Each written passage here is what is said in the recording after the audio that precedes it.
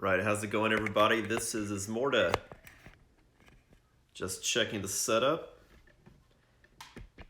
And today, during the board game stream, I'm showing you some Hellboy, the board game.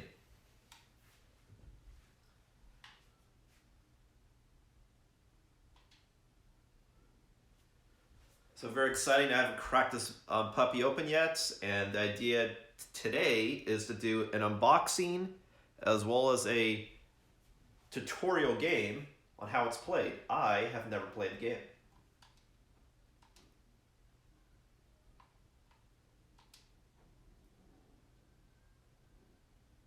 So see what it's all about.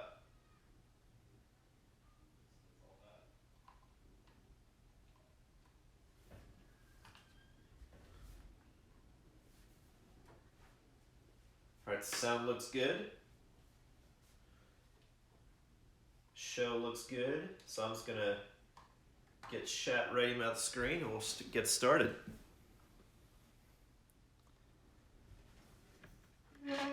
Alrighty. So I actually own two different versions of the game. I have Hellboy, the board game, the core game, by Dark Horse Comics and Mantic Games, as well as one of their expansions, the Wild Hunt expansion. So this puppy, cool, but we're going to save that for another day. What we're going to check out is what is Hellboy all about, inside and out. All right, so obviously this is based on the Dark Horse comic, as well as, you know, there are several movies that came out for it. I want to say two. I've only seen the first one, but I think there were two.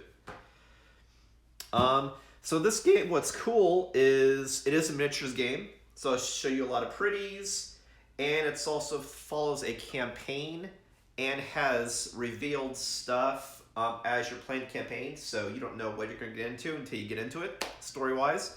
And this game is actually 1 to 4 players, so I can do the campaign by myself, which I'm going to do, and we're going to check it out. It says on the back, become a member of the Bureau for Paranormal Research and Defense. I don't know why I can't say that word. Bureau, there you go. Ready to investigate occult threats that threaten our very existence. Explore gothic locations, hunt down clues, discover artifacts. That's interesting, they spell artifacts, artifacts. Fight horrific creatures and face off against terrifying bosses. Alrighty, so we will begin the unboxing phase. Let me get this more center in the screen.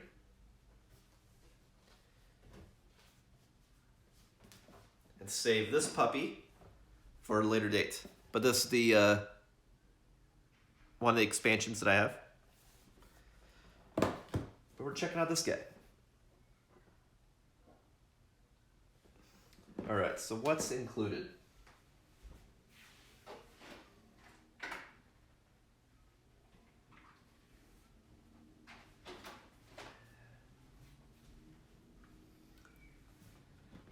So I have already taken everything out as far as punching out the cardboard, but I have not looked at how to play the game. So I punched stuff out of here, and you're like, why did you keep cardboard you punched out of it? Why? Just because it's so artsy on what they did to this that they didn't have to. They could have just said, punch a board of tokens, and that's it. But they had this extra space to art it up just to make it look cool. And not only this side, but both sides. I just thought it was really cool. All right, so then we got a bunch of location tiles for moving around. And they're also double-sided, which is great because that way you cut down on number of tiles as far as production-wise. But you have more stuff to play with. It looks like one side's buildings and the other side looks like a dungeon.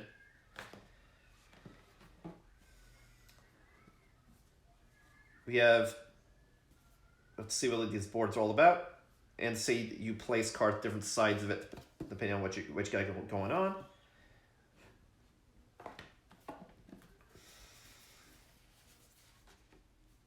player cards. No, these are single-sided. But we have the different characters who can play a part of the Bureau of Paranormal... Shit, what was the last word?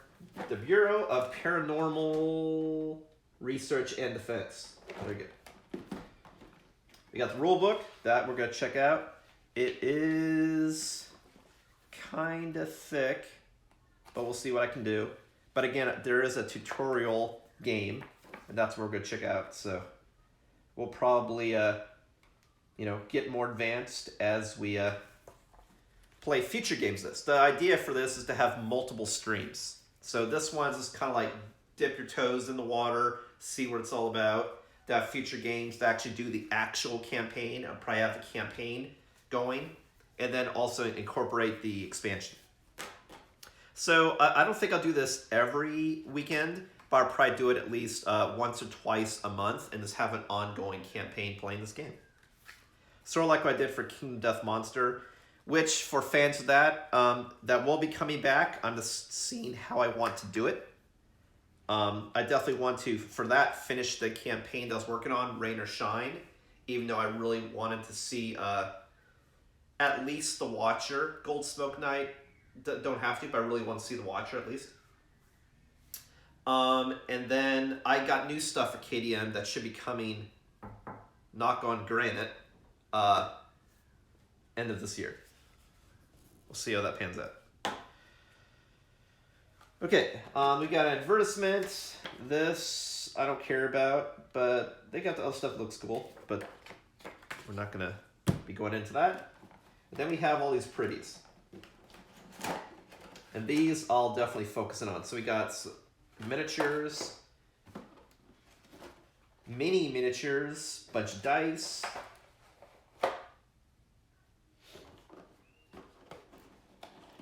And I really like this way of containers. Small World did the same thing.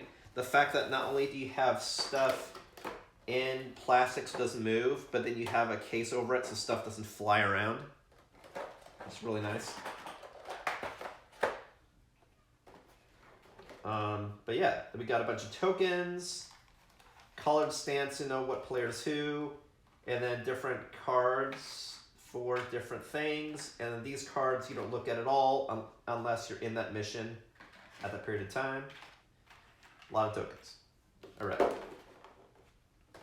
So this game may be a little complicated at first. So like I said, the stream, I don't have any expectations.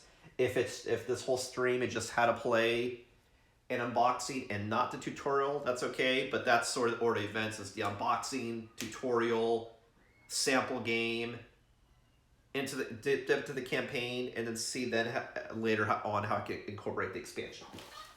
All right. So let me get into the pretties, and then we'll get into how to play. And by pretties, I mean we got a bunch of tokens. Blah. We'll get into that when we start getting into the how to play. Same with how you incorporate all this other stuff here. But let's take a look at the cool stuff. The miniatures and the dice. And actually, one thing we're going to take another look at is the player cards too. We'll do that too. All right. A lot of goodies. So I actually got this game a while ago. Actually, I want to say end of last year. But did not get around to streaming until recently, as you know.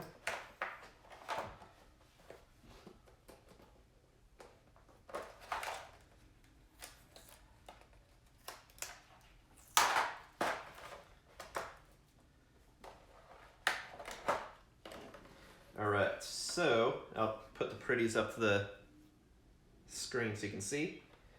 So we got a bunch of dudes here, and I think these are all the main heroes up top. So I guess I'll match that with player cards.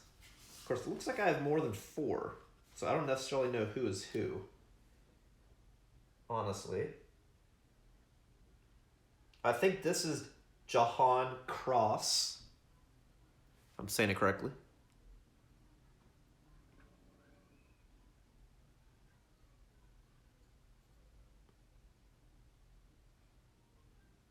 It's pretty cool. And then we have, I think this is Liz Sherman.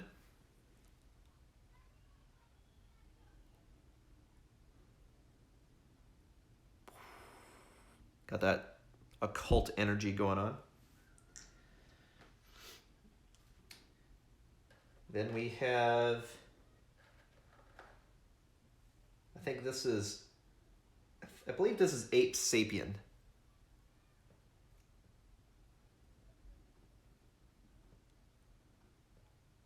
I'm not a, I don't want to say I'm not a fan of the comics. I just haven't read the comics, so I don't necessarily know details and stuff. Last time I saw the movie was a long time ago.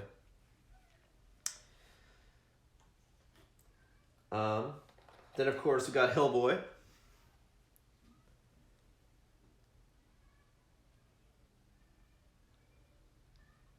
The big fist and the big revolver.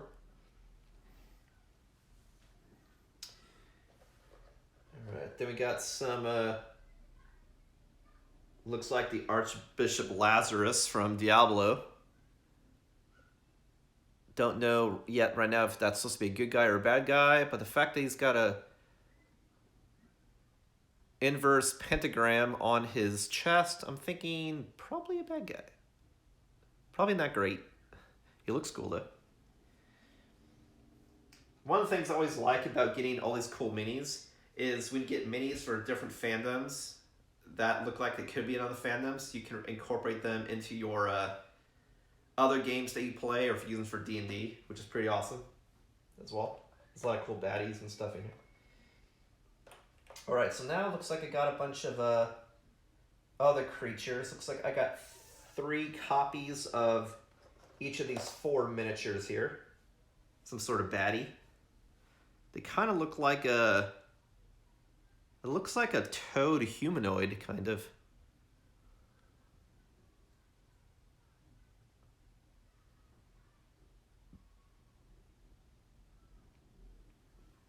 So that's one type, which I have 3 of. Here's another type. So like sticking out his tongue.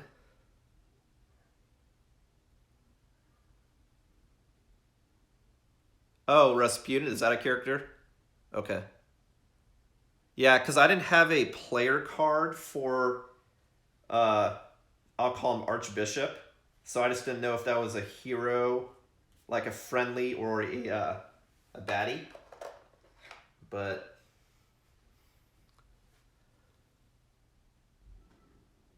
here's another one of those toad dudes. Right now, it's all the baddies I have is that toad model, different variants of it, and I have 3 copies of it each. I'm just showing you all the 4 different models.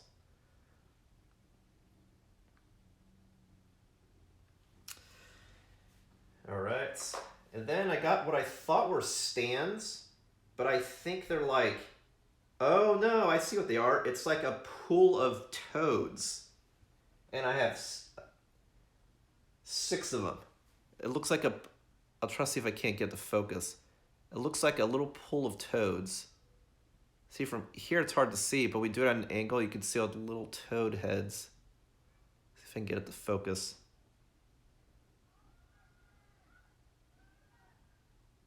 It's kind of hard to see on the camera.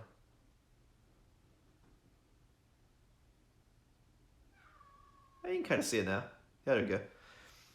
So I have 6 of those. So it looks like it's a lot of toadies. Toad people. And then it looks like I have 2 boss creatures. This guy looks like he looks like mutant super toad. He looks like a toad, the demonic toad with tusk. And this is a really big miniature, actually. I'll show you a size comparison too.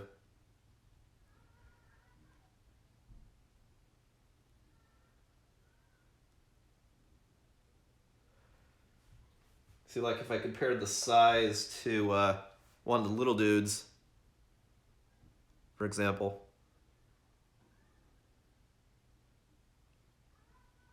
And the little dude's the size of the heroes.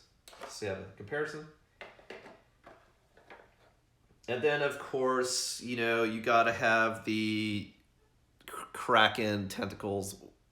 You know, you gotta be attacked by tentacles at some point in any gothic horror. So, gotta have some tentacles. Cool. So that is all of the minis for the core game. Then I got a bunch of dice in here. The dice are, the pips are kind of similar to Betrayal. They're not dots, they're squares on it. Which honestly, it's kind of a refreshing, like, I don't know why they do it, but it's kind of refreshing just because it's something else that's eye-catching, that doesn't look normal. And it's weird, like, if you've studied user experience, like, if you have something that functionally works, but this looks different from what you normally are used to seeing, it looks interesting. Or stuff that's detailed looks interesting. But if you see something you've always seen before, regardless if it looks good, it looks boring, and then it looks bad. Like, for example, seeing stuff that are squares, not really interesting, yet when you curve it, now it looks more interesting, just because it's not something normal to see. Anyway, again, that could be a whole nother thing. So there's some dice that has hexagon pips, some that have circles, some that have squares. But it's different based on the color. So it's like, that obviously has some sort of meaning. Then there's one that has, looks like crosses, but they're X's. It looks more like the German symbol, but different amounts depending on what you're doing. So that obviously means something. I'm assuming it's either hit dice or like something for combat, obviously. This one looks like some sort of action dice. Skulls probably bad. Multipliers, damage. Looks like actions. We'll find out what that's all about. Cool. So I won't get into what all these tokens are, because as you can see here, there's a ton of tokens you do for different things when you're playing the game. So we'll learn what that's all about. Different tokens for different things going on in the campaign. Just like you have obstacles on the game board and the cards. So we'll get into that when we start getting into how to play. But that's all the pretties, which is cool. All right, so next I'll show you, before I start getting into rulebook, the player cards. Like, I don't know what they mean, but we'll just get into it and see what each character is all about. So the first one is we have Hellboy. Hellboy, you see he's got, it looks like when you look at different characters, each character looks like different abilities at their disposal with different colors, which probably correspond to these dice that you roll. And then each of them has several special rules you can do, special abilities that are different. And all of them have these same symbols, but it looks like they do have different effectiveness at it. That's why you use different colors with the symbol. And it's really good that they use a color with the shape outlining, just because that way someone who's colorblind, for example, can't see red-orange. You can at least identify it by the different shape. So you know that in this case you used a hexagon pip, whereas the orange used a square pip. Really cool idea. Just reinforced, just so it's easier at a glance. And then you have unique actions. Okay, I see here. So you have unique abilities on the right, special rules about the character on the left, and then effectiveness with these different types of abilities up top, looks like. And then you have different cards you start with. And then it looks like each character also has different slots here, which is just probably like equipment, or maybe it's hit points. So each character isn't just thematically different, but it looks like completely plays a different way.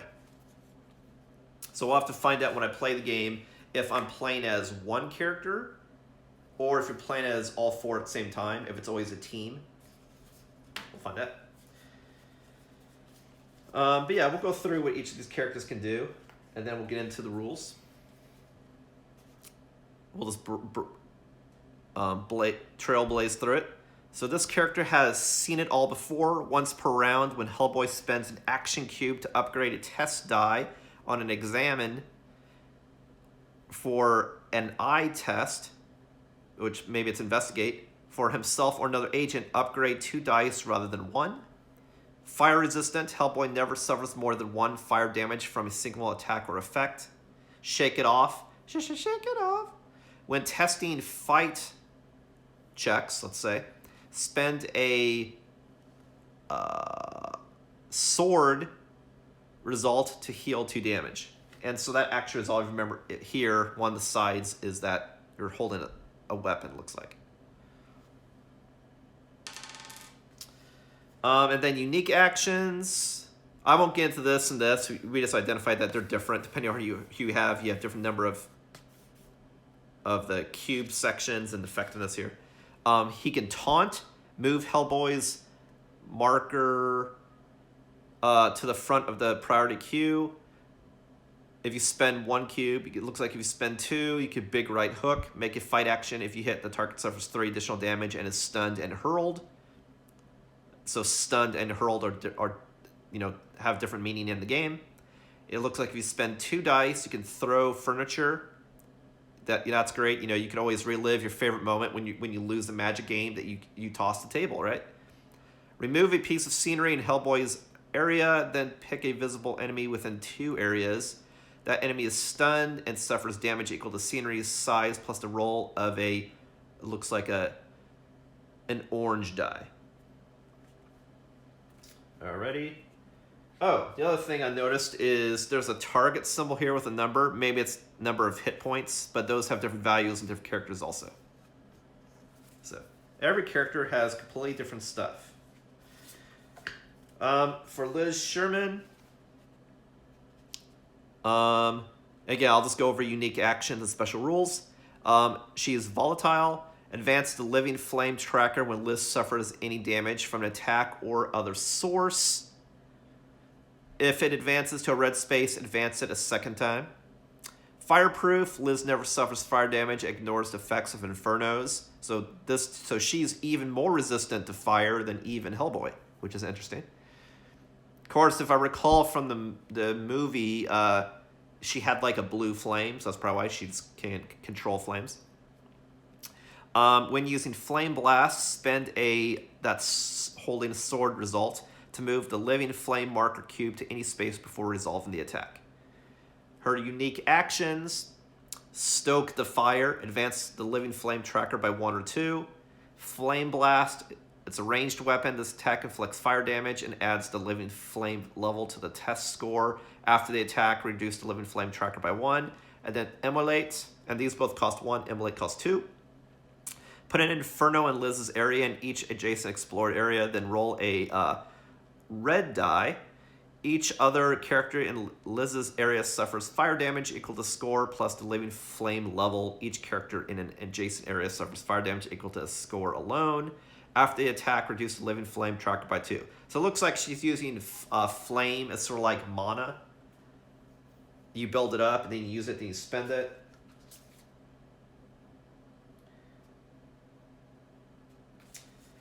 Then we have Johann Kraus, if I'm saying that correctly. He's got Dead Man Walking. Johann does not suffer injuries. Instead, for each damage he suffers, while he has no empty health track spaces, reduce the ectoplasmic stability tracker by 1. Containment Suit, whenever the agents take time, reset the ectoplasmic stability tracker.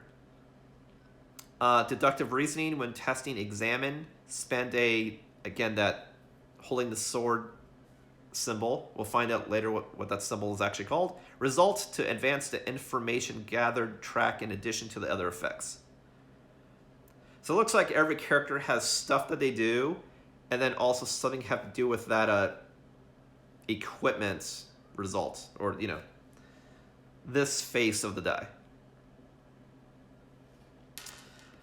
Unique actions, we got Stabilize. Advanced ectoplasmic stability tracker by 1. For 1 die projection, reduced ectoplasmic stability tracker by 2, and place an action cube in any explored area. Until the end of the phase, Johan can make examine and explore action as if he was in that area. And then for 2, you can possess. Used action when a minion is defeated, reduced ectoplasmic stability tracker by 3, then move the defeated minion up to 2 areas and make a range or melee attack with it before it is removed from play. So when you kill something, you can like control the dead before they die. All right, and then for the last character card here, we have Abe Sapien.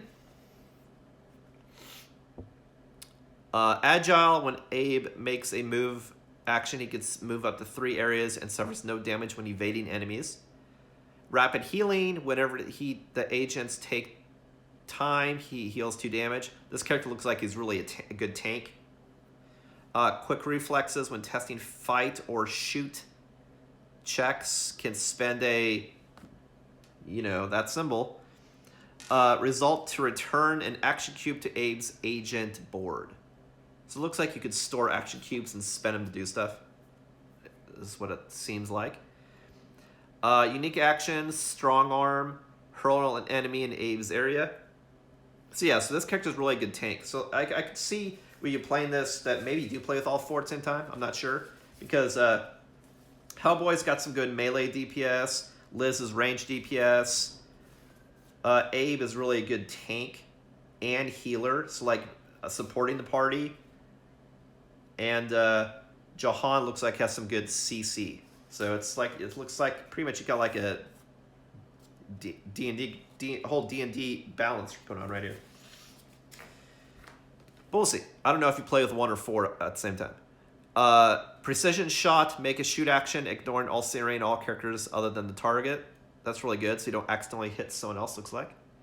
And then for 2, slip away, remove Abe from the board, place 1 of the action cubes that was spent to make his action in that area he was in. It is not refreshed in the next end phase. At the start of the next agent phase, remove the cube and return Abe to that area. So he can like dodge, it looks like. Alrighty, so that is some shite. So let's get into, let me get some water because I've been doing a lot of talking. And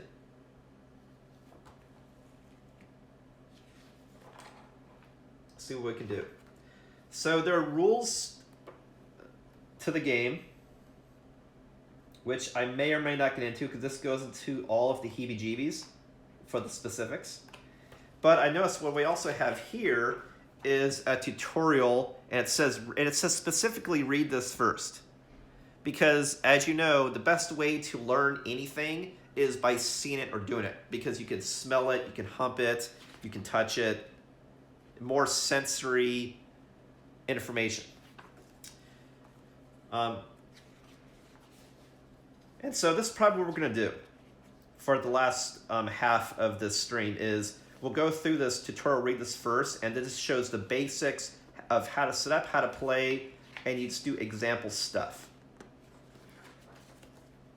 And then even like offline, I can look at the specifics, that way I can just let you know what to do, and then we, in the future streams, we can do the actual campaign. That's what I think is a good idea. Yeah, because it's already been 30 minutes, and we just did unboxing, show and tell. So yeah, for this last hour and a half, we will go through, see if we can't go through this tutorial. Let's see, does Hellboy approve? Yeah, I approve. All right, he approves.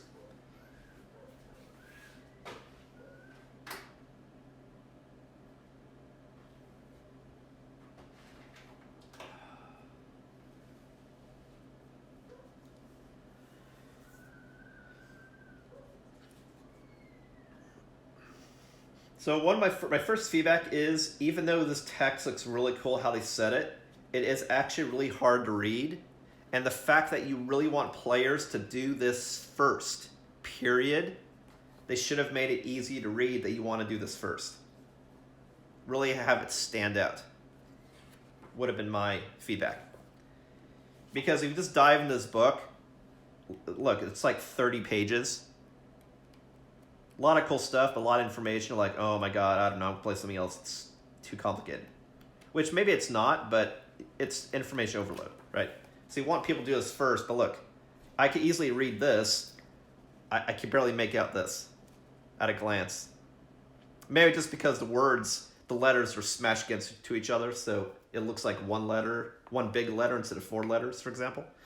But anyway, that's an example of what I mean. But yeah, so we'll do this puppy today. We'll do this and the actual game next time. All right, so how to play. So what I'll do is I'll just read through this and do what it says, because this could be a learning game. Is what a tutorial game is basically. So you go through, so you can get experience on how to set up, example gameplay, example you're doing tests in the game, how to do combat, example of how to have fun if you're not sure how to have fun. All right, so we got it. Welcome.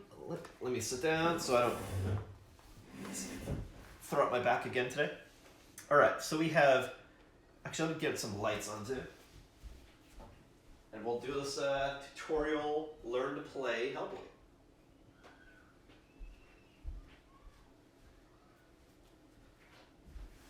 All right.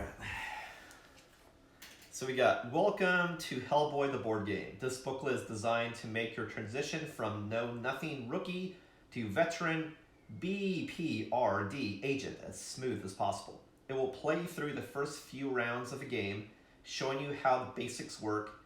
You can read along, but we recommend you set things up and play along as well.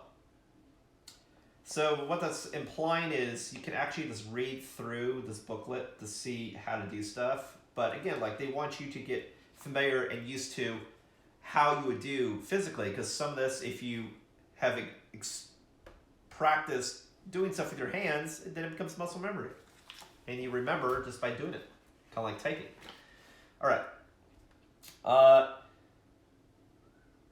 Either way, when you're done, you can turn to the rule book and get a proper understanding of the full game, and then investigate your first case. And those are the unique stories you can do in the game, which are hidden, so you don't know what's happening ahead of time. So it's got that legacy element to it, the fact that it's a unique experience. In a game of Hellboy, each player normally controls 1 BPRD agent, or 2 if you're playing solo. But this tutorial features 2 agents regardless of the number of players. To keep things quick and simple,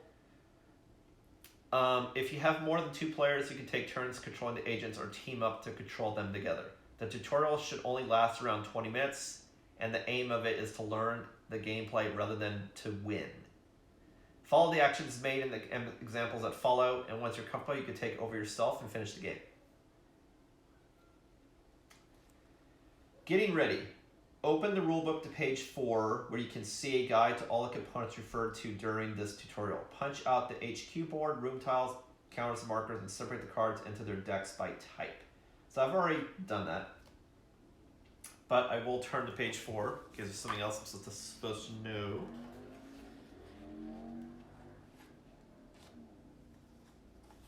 Page 4 and 5 of this is just useful because you can see when they talk about something, what the hell they're talking about.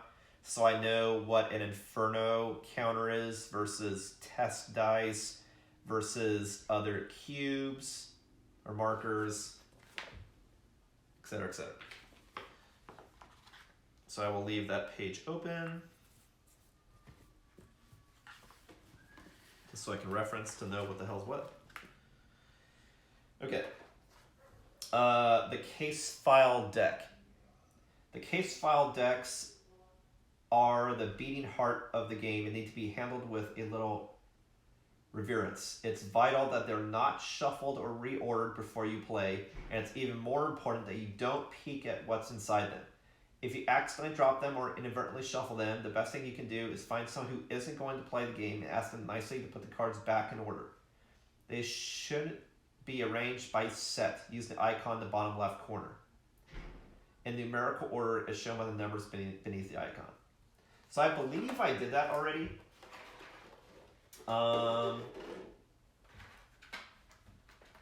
Because that's sort of like how they came. I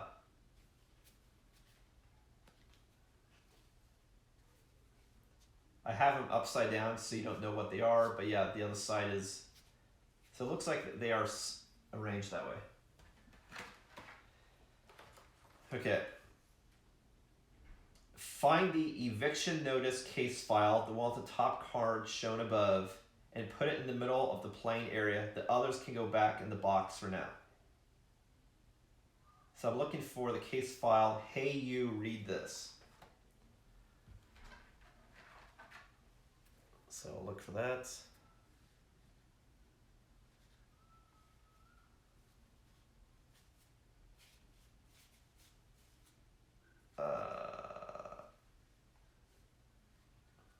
That's weird.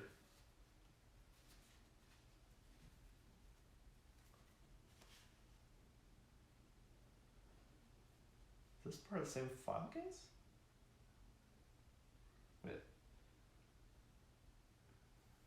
They should use an icon in the bottom left-hand corner arranged by set.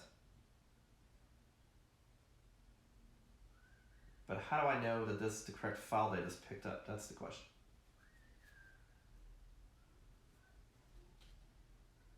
Like, I found hey you read this, but how do I know that these other ones aren't part of...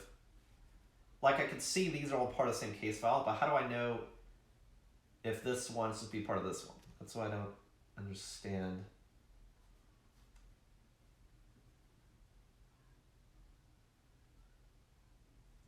Oh, find the eviction notice case file, and hey, you read this. Okay, so we need this one.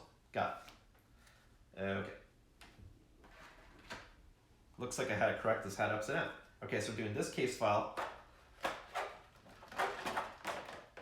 Let's mix fucking room.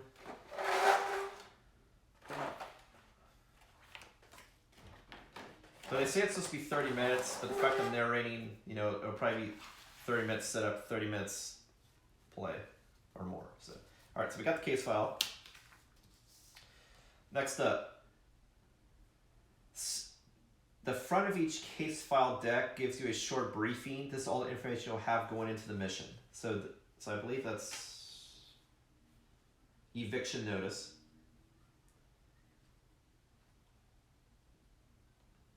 And then let me read hey, you read this right quick. These decks of cards are case files. You should have 6 in the box. They are BPRD classified, so don't open them yet. Each case file is a different scenario you can play, and the first time you play it, it should be a surprise.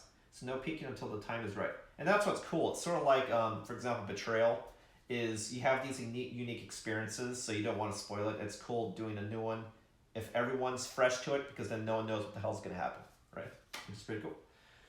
The case file is the least this case file is the least complex and is used in the tutorial. We recommend you put the others back in the box. Maybe just forget they exist for now. Blah. Okay. So we got that.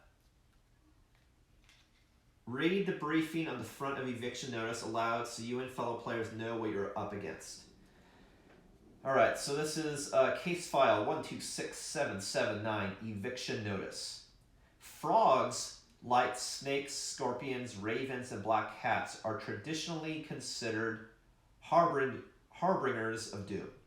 This is born out of folk tales such as one from Africa, which sees a man's prayer for eternal life ruined by a frog who sees a bleak future for his own species should man flourish. It's no coincidence, then, that the chief minions of the Ogdru Jihad are the frog monsters. Okay, so that's close. I said toad, frog monsters. These amphibian hybrids are able to shapeshift, taking the forms of men to further their never-ending quest to bring about the end of the world as we know it. One of our field teams has cornered a particularly large specimen in an underground crypt, as you normally find in a crypt, right? Agents are to report to the scene and deal with the threat before it escapes. The challenge rating for this is easy, duration short, which is great because that's all we got. All right.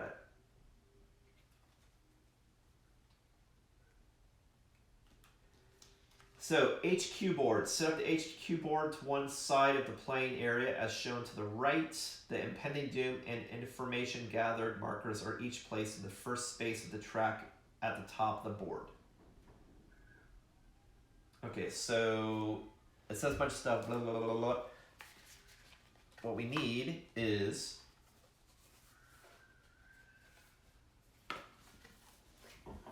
like I said, this looks cool, but this actually has no gameplay. I just thought it looked cool. The fact that he arted up a punch-up board so well. Trying to figure out which board we used. Looks like we used this one. Set up the HQ board to one side of the player, the impending doom and information gathered markers. All right, so we're doing this case file. And then I need to find some tokens and some player markers and then player bases for the characters we're going to play as. So these are pretty cool. A lot of board games have done this before is you have plastic bottoms that you put on your miniature. That way you know who you're playing as. Because when you just look at these miniatures right here, if you can see them, at your glance, you can't tell who the hell's who, right? You just see plastic blobs, shapes. It's hard to tell it at a glance. But when you put one of these tokens on it, you can see at a glance who you're supposed to be.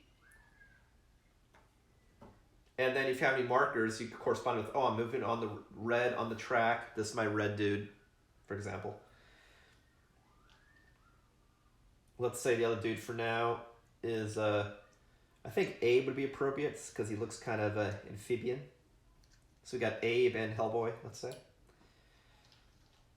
I don't know yet. We'll find out. And then I need to find a bunch of stuff.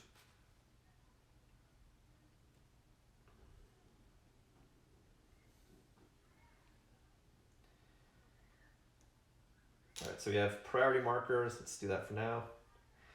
And then we have impending doom and information gathered. Impending doom looks like a fist, and information gathered looks like a book. I need a fist and a book. So it's probably one of these bazillion tokens. Let's see if I can't figure out what it's supposed to be. I need a fist and a book.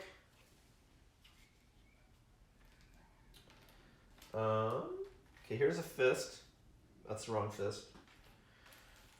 I thought it'd be one of these markers. We have itty bitty cubes.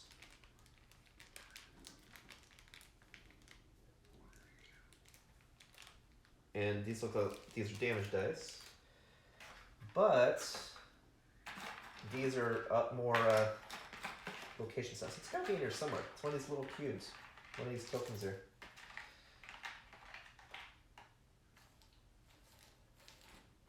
There are a bazillion tokens. And one looks like a book and one looks like a red fist. If I can't find it fast, I'll do something to proxy. So like, here's the book. So for the time being, maybe I'll proxy with that. And I need a fist. There's the fist. Let's see if I can find the book.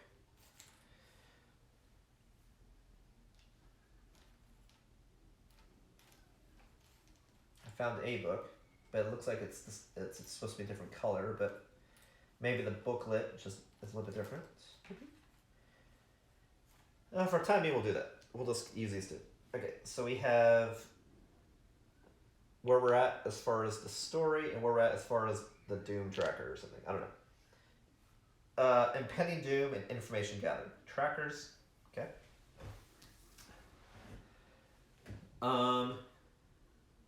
Oh, it says use Hellboy and Abe. I just thought I'd use them because they're appropriate, because amphibian and Hellboy. Cool. Nice. Great. Okay. The case file deck should be treated as a whole object. If a player wants to read the top card more clearly, they should move the whole deck and not just the top card, only because then you'd spoil the next part of the case. As you can tell, I'm allergic to cheating. The only exception to this rule is when the top card is discarded, at which point it is moved to the left of the HQ board and is no longer in play.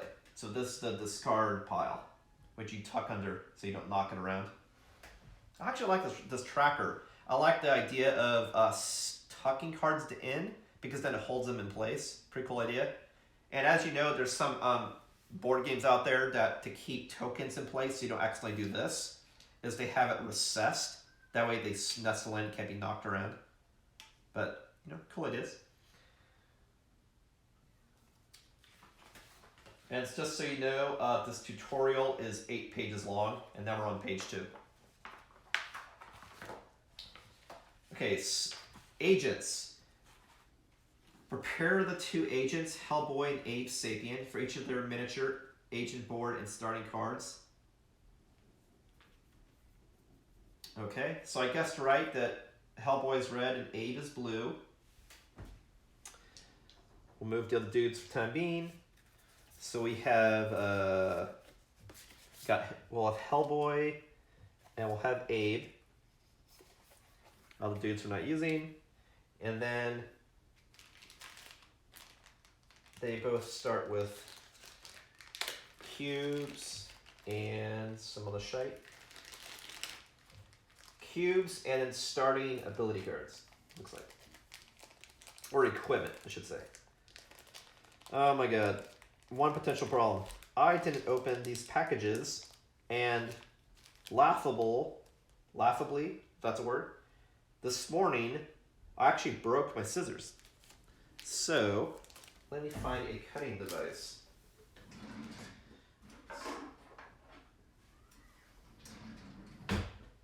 I was trying to open a package of Legion stuff that I got this week, and as I cut the package, the scissors just exploded and both sides of it just came apart. So that was interesting. All right. Here I thought I opened everything. Son of a fuck. Unless I can pull this apart. Kind of. I just want big enough to make a hole that I can put it back, that way I can sort of keep it straight. See, these very tiny cubes. Okay, so we have blue ones for blue dude. Where do they go? I don't know. He gets 3 blue. Then we got 3 red. And guessing this changes. So if Hellboy was blue, for example, he'd get blue ones. That way you can go, you know, apples to apples.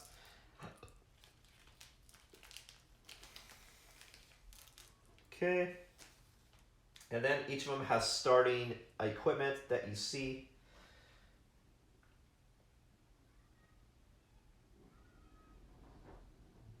You grab action cards and base clip that matches. And then there's starting cards. So I think here, these are all the, maybe. So they have starting cards. Let me find all the starting cards.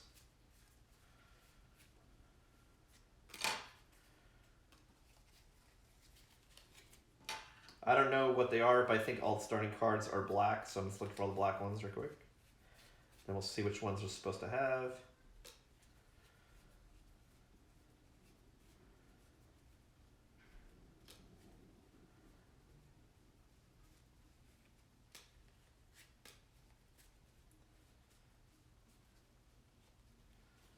Okay, that's could be everything. Okay, so Hellboy starts with a pistol and deep pockets.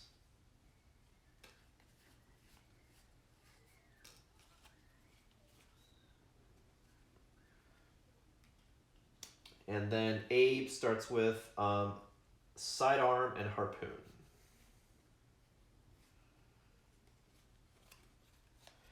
I really like whenever you have equipment stuff for to use little cards, just because if you have a lot of equipment, that way it takes up very little space. That's what I really like about, like, for example, playing, well, Armada used to do it, but like Legion, to actually use small cards, just because that way if you have a ton of stuff, it takes up less space.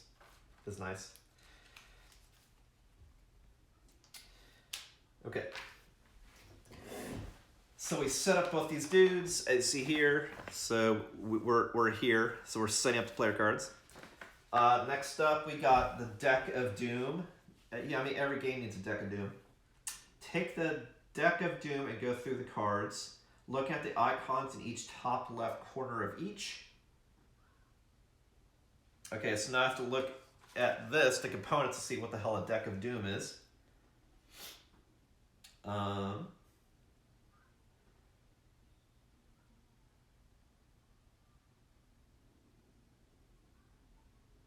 Should be 27 cards in the Deck of Doom, so I guess they're small cards. Or maybe they're big cards. I don't know. Case files are tarot sized.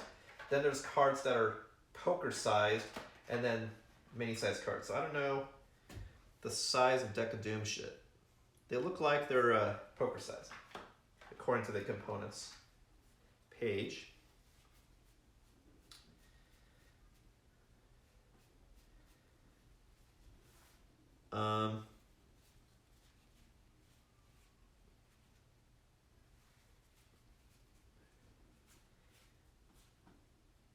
Oh, you're right. Anacris, Rasputin. Yeah, it's a enemy.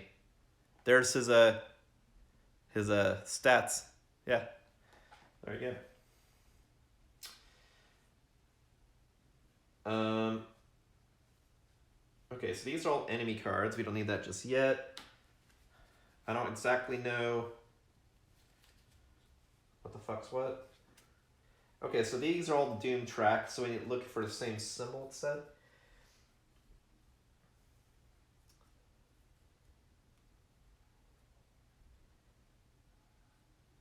All cards with one of the icons showing to the right are shuffled together to form Deck of Doom for this game. Any cards with other icons return the box. So this Deck of Doom, you have a bunch of symbols, and so every campaign you'll have different types of cards that can be drawn. So that's one thing that's cool. It's like it's not only different story, but different constructed deck that you're playing with. So that's pretty cool. Okay, so what we're looking for is all of the clue. And some of these symbols, it's hard to describe, but again, it's cool that when they use a symbol and a color, so it's easy to find whether you're identified better with a color or symbol, which is nice. So I'm looking for gray, red, blue,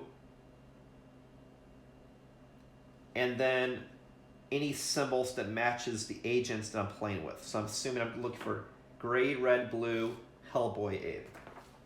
So let's see if we can do that. So these are gray, these are red,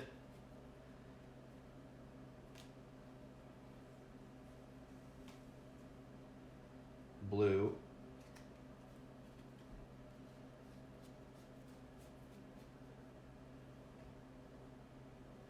and that was red with a black symbol. So I'm just gonna do another pass, because there's some character ones, and then there's other symbols and colors. So I don't think we need to do any of these.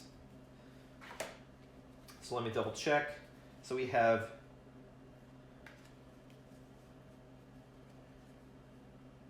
blue, we have red with black inside, then we have the gray with the clue symbol, and then we have for the characters we're using, Hellboy and Abe. Okay, so this looks like that's the deck.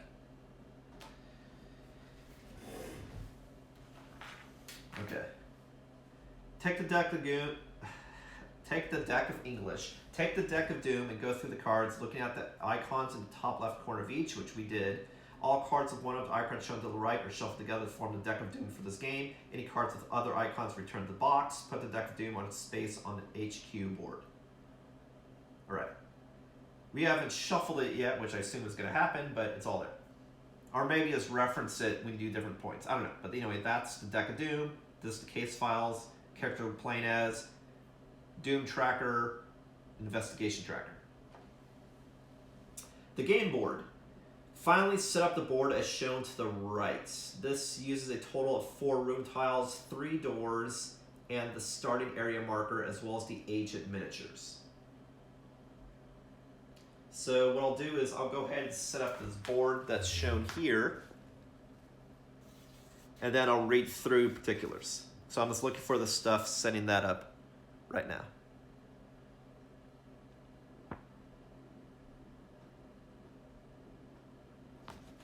All right. Okay, so I need to make more space. Let's see, what would work? It probably would work better if I had it closer so you can see. So I think I'll just scoot everything so you can see here, if that works.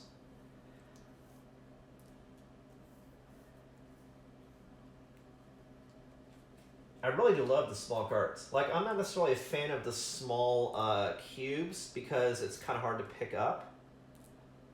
But I do like cubes, just not necessarily that small. But I really like the small cards. That I do.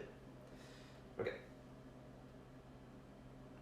And the small tokens are fine as long as they're thick, and these are thick tokens. So, you just make it so it's easier to fucking pick up what you're working with.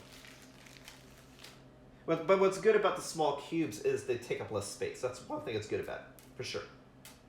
The fact that there's so much shit, you want to have it be small so it takes less real estate. So I get that. All right.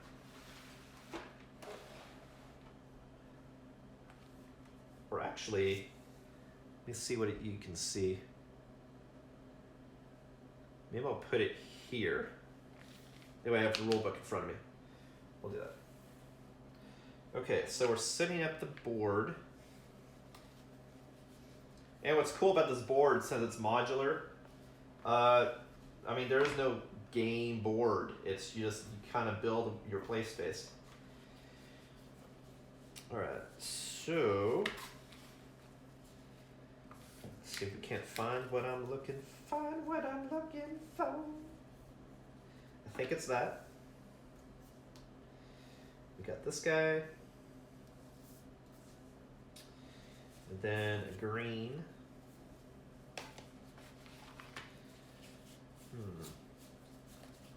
A green? Sure. Looks like they changed some of the art. Doesn't quite match exactly. That's fine. I still get the gist. Oh, no. I just not looking correctly. They're using smaller pieces. Okay, so we got boom. And then we have, and then a big piece.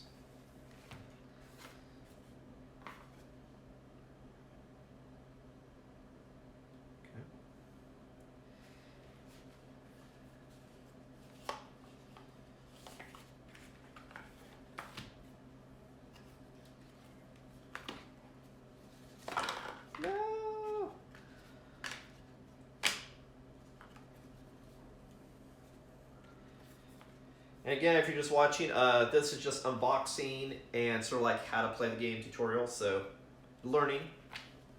Whereas we do the actual campaign, we'll just go ba-da-ba-da-ba-da. And like I did for KDM, I'll have it set up before starting the campaign, so you can just jump in. This is sort of like seeing, hey, what is this game all about? That's the goal of the stream for today. Okay, so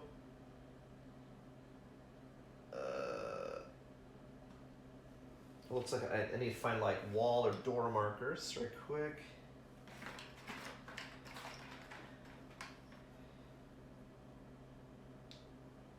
Oh no, this is showing that's impassable. I think that's what that is. For the time being. Oh yeah, there's a green one. Or actually, no, it's gray. That probably shows that it is passable. I don't know, we'll find out. because I haven't read through it yet. So we got 3 of those. We have essentially 4 different zones. And then we have minion A, minion B, and C.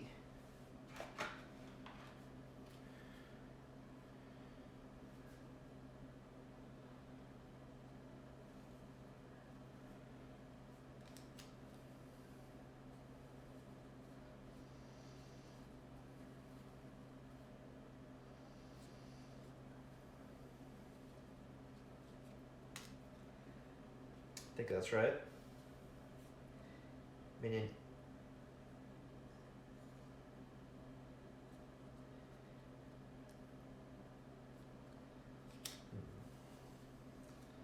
Let me separate all the minion cards. Looks like there's a lot of different versions. Oh, the easier identifier is probably the icons at the bottom left. That's probably where it would benefit to read. You know, go figure, read the instructions. Alright, so let me just, right now I'm separating all the minion cards. It looks like it's a small one with the brown. Encounters. Encounter cards, guess what it's called.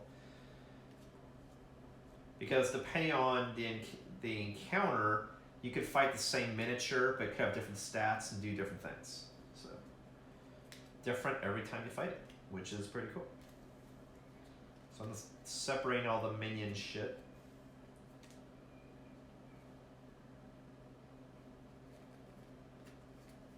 And then we'll find what minions we need for this thing.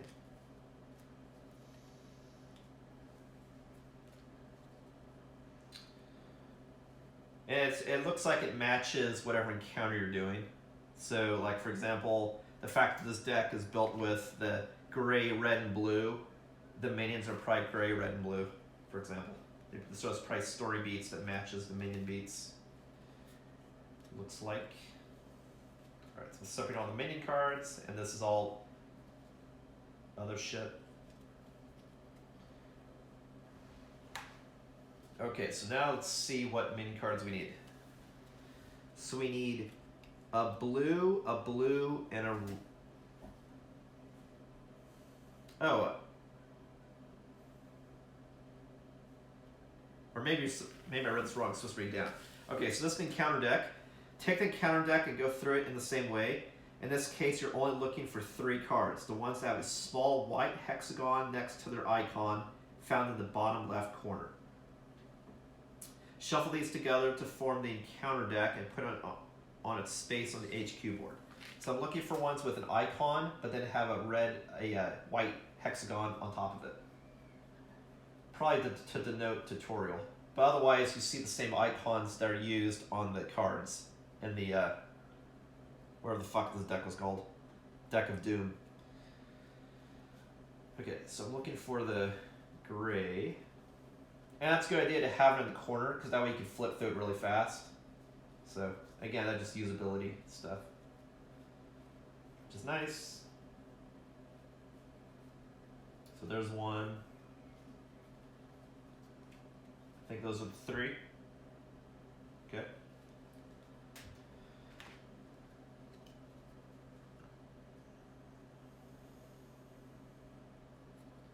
So red dude is here. And then we have B dude, and then we have A dude. Okay. The 3 cards, finally set the board is shown to the right, which is here. This uses a total of 4 room tiles, 3 doors, the starting area marker, as well as the agent miniatures. Starting area marker. Okay, so this is starting area marker, and then our miniatures.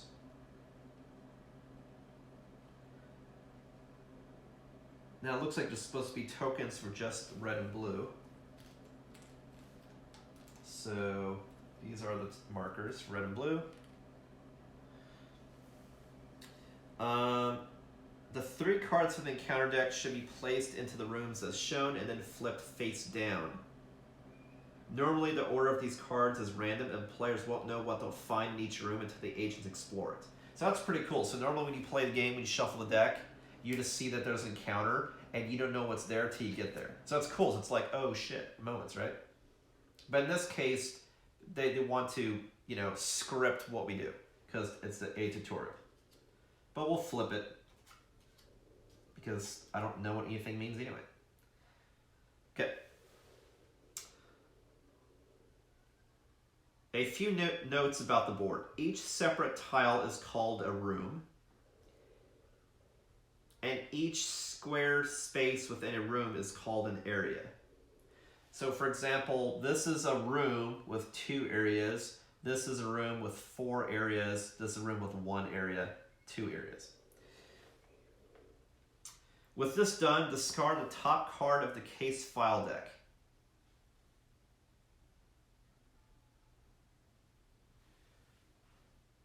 The top card of the case file deck on the other side has set instructions for this encounter, which we've already done. Okay. Whenever a case file card is flipped or discarded, like you just did, it reveals a new case file card, which should be read and resolved immediately. Do this now.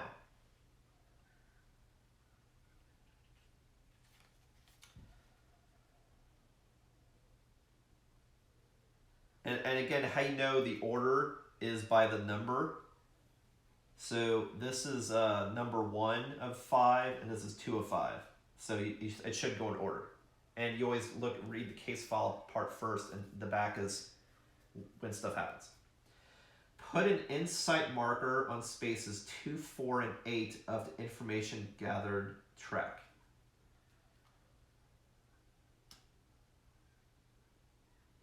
So let me see what insight marker is. That symbol holding the sword. So it said put insight markers on 2, 4, and 8.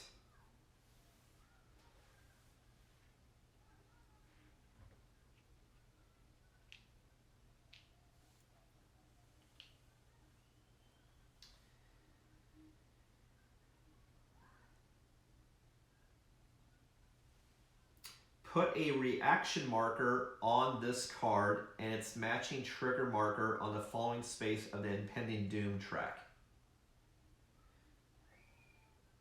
So I'm checking what a reaction marker looks like. Where's the reaction marker? Reaction marker that helps you react.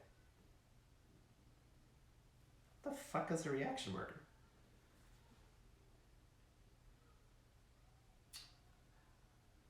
It is weird because I'm looking in the oh, here we go. Triggered markers, red. Reaction markers, black. And so we're looking for a trigger marker. So that's red. Okay. So it says put a reaction marker on this card. And it's oh, I see. Trigger and then this is the reaction. Okay. Okay. So the trigger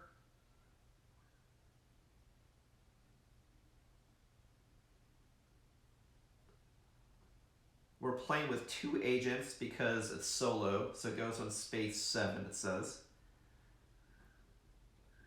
And then otherwise it goes on this card.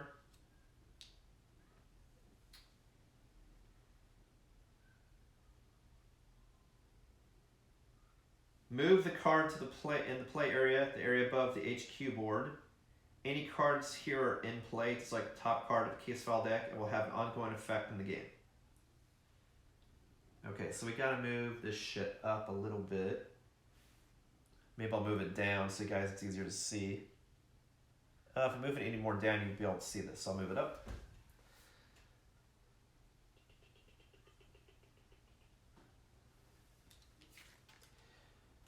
So these are cards that are in play.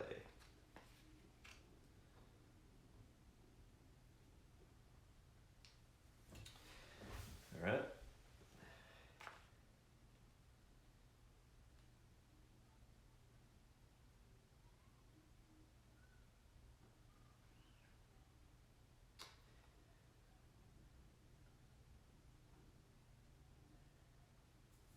Now I'm curious why there's 2 cards it's showing on top.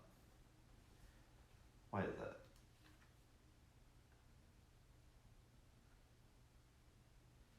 Oh, because whenever you take a card off again, you immediately do what's next. This says move this card to the in-play area. If the agents take time, flip this card immediately after advancing the impending doom track. Okay, so that's just another card that's in play. Okay.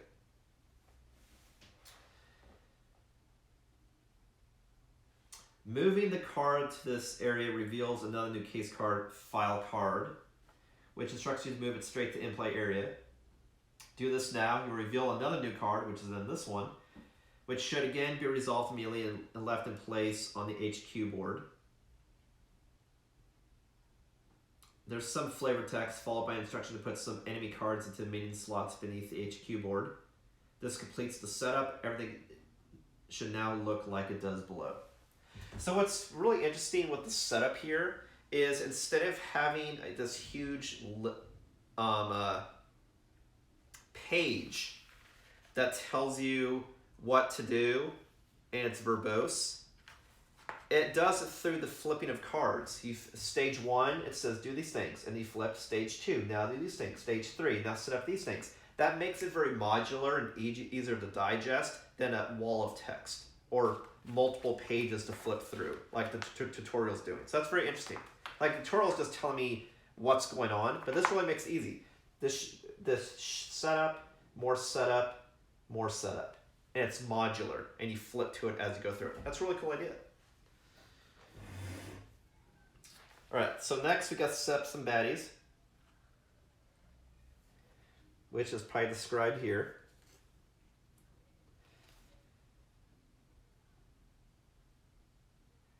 You head underground where you see obvious signs of frog monster infestation.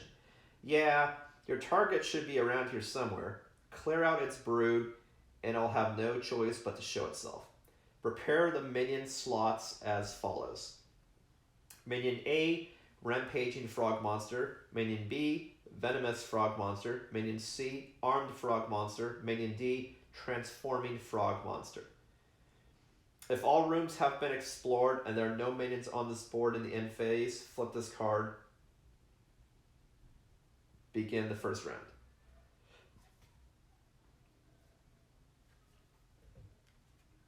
Okay, so I need to get out all those minion cards.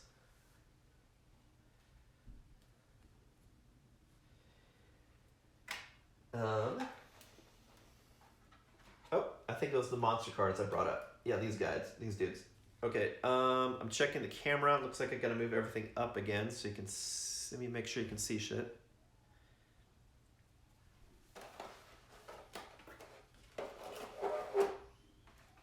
Just gotta move everything up again so you can see.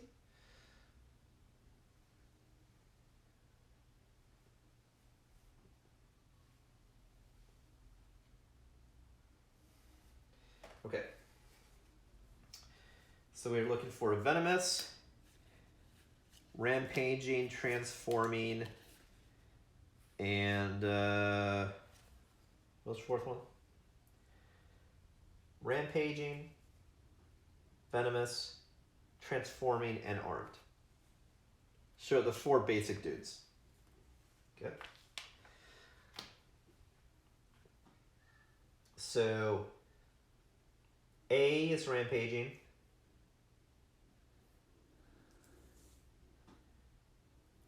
And this is important because the minion type will then, minion A, boom, stats. So yeah, matching, that's important. Minion B is venomous. Minion C is armed frog, and minion D is transforming frog. Okay.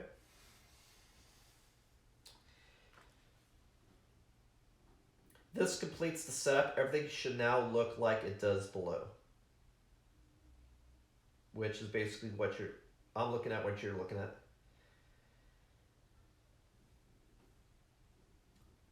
Alright, so now we're on page 3 of 8. Let me check the time. Looks like we're past the first hour.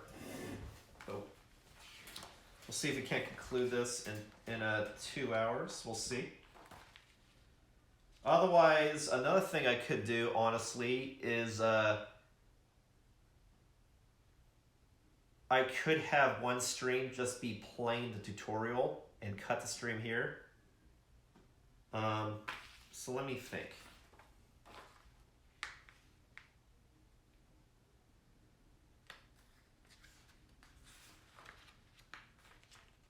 We'll run through it. That took longer just because I'm trying to find what to do. The fact that the rest of this looks like it's scripted could be different. Okay. Your objective. Each game of Hellboy ends with a confrontation. A cinematic showdown against the boss. As the briefing explained, your mission is to hunt down a really big frog monster.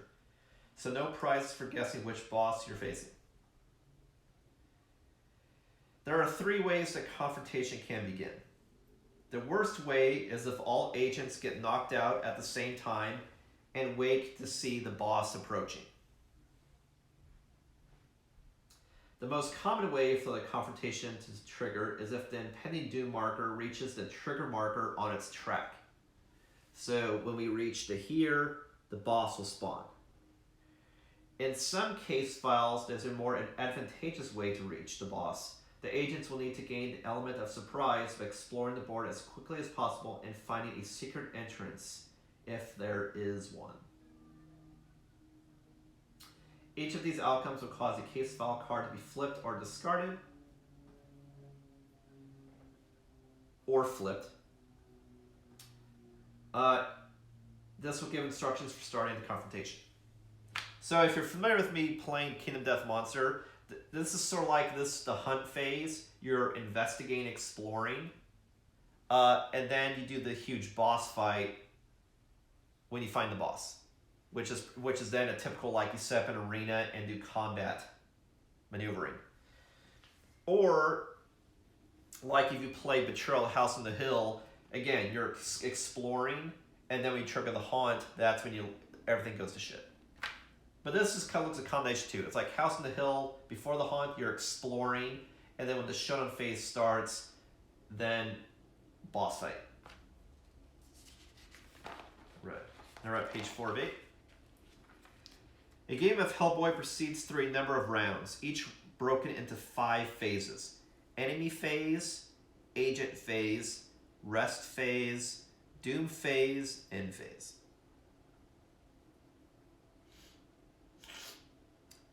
Each one does pretty much what you expect. Enemies act in the enemy phase.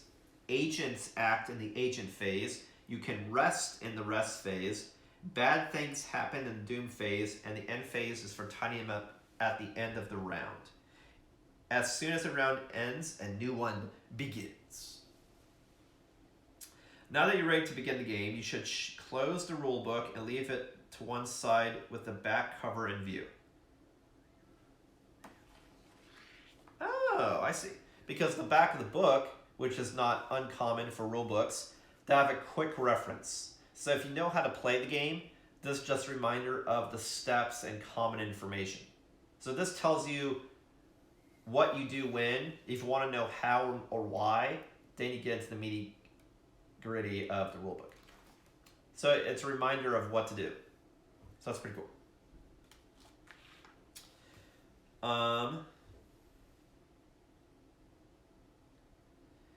This page contains a summary of all the key rules in case you need a reminder. You can refer to it as we go through the examples.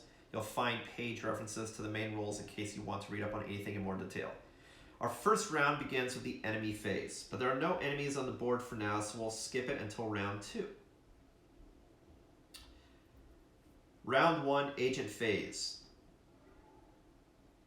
The agent phase is the real meat of the game. Here players can spend their 3 action cubes to make actions.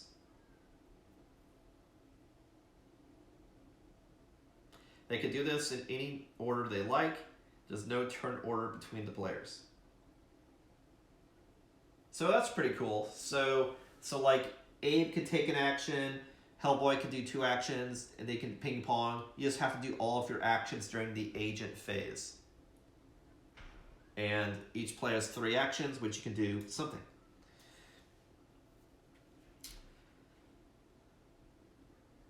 It's up to the players, and they can do it differently each round. Yes. There are also free actions which don't cost cubes, and we're going to start with one of those. Abe makes a free explore action to check out the first room.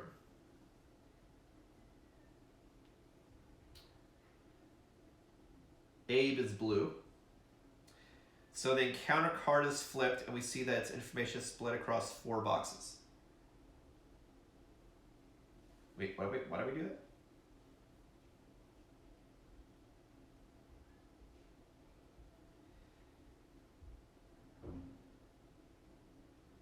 Wait a minute.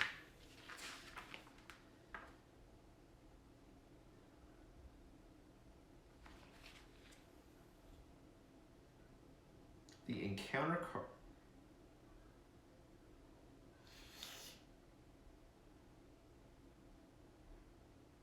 This doesn't make any sense. It says explore the first room, but this is the first room. This is actually the second room. So, unless he means you walk and go there.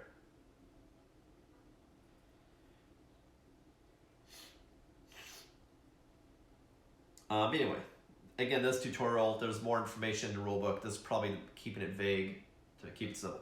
So I'll just do what it says to do. The encounter card is flipped, and we see that information is split across 4 boxes. So the first encounter is this guy. It says, yeah, there's 4 boxes. 1 minion A, 2, 3 clue, 4 minion B.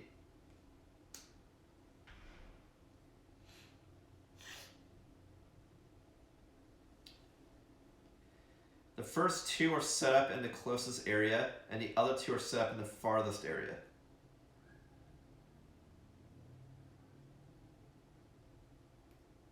So, and when you see here, you see minion blank, clue, minion B. So there's 2 minions and a clue. So here's a clue. Now we're setting this up. So we got a clue, and then we get the minions. So we can finally get us some minions. So minion A is rampaging.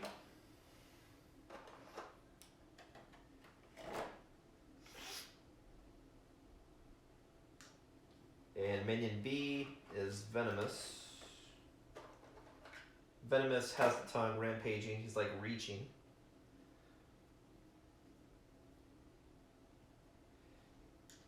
Okay.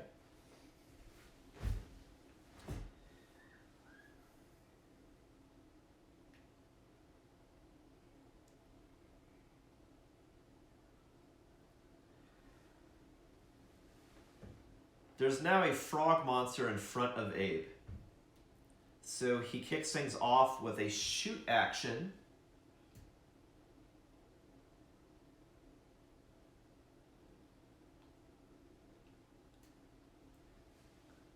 With his sidearm, spending an action cube to do so. Okay, so he's spending a...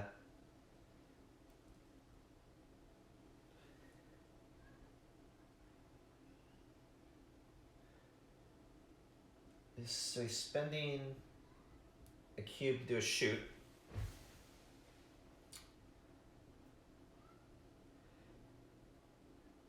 Shoot included requires a test where the player rolls dice to determine how successful they are.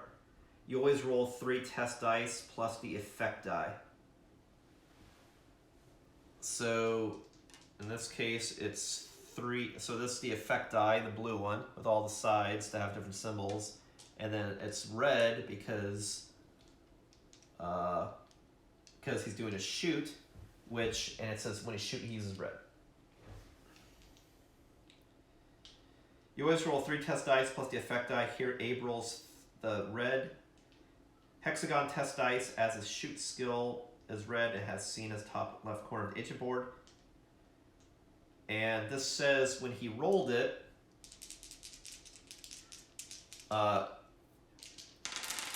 what he actually got was a 3, a 2, a blank, and this symbol, for example.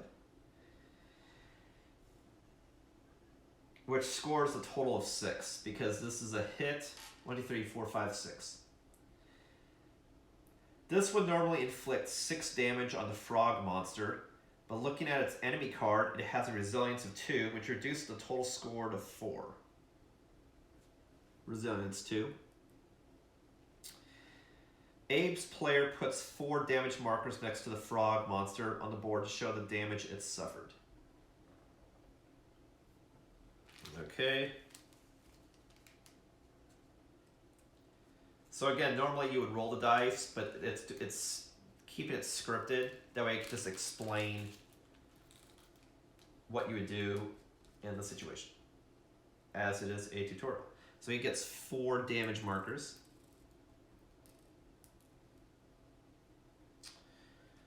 Okay. Abe puts 4 damage markers next to the frog monster on the board to show the damage it suffered. Abe spends another action cube to make a second shoot action. So we're going to do another shot. Don't know exactly where you put the spent action cubes, but I'll just put it on top of the gun. And in this instance, he rolls a multiplier. He rolled a 1, and a 2. This time, the effect die doubles the highest single test die score. So from a 2 to a 4. So he has, again, that'd be 6, total score of 6, which would be another 4 damage to the frog monster.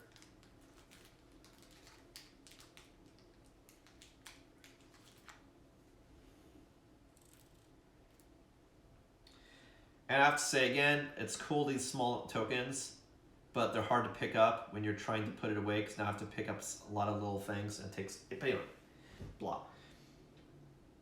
As soon as the enemy's total health equals or beats, as soon as an enemy's total damage equals or beats its health, it is defeated and removed from the board. The frog monster's health is 6, so this is enough to defeat it. How do I know that has 6 health? Because it says 6 health right here. Okay, so it is defeated, so we can remove that. Now Hellboy decides to step up, stop being a chump. He spends an action cube to make a move action, letting him move up to 2 areas. So this dude is dead. And then we're going 1, 2. He spent an action to move. Sure.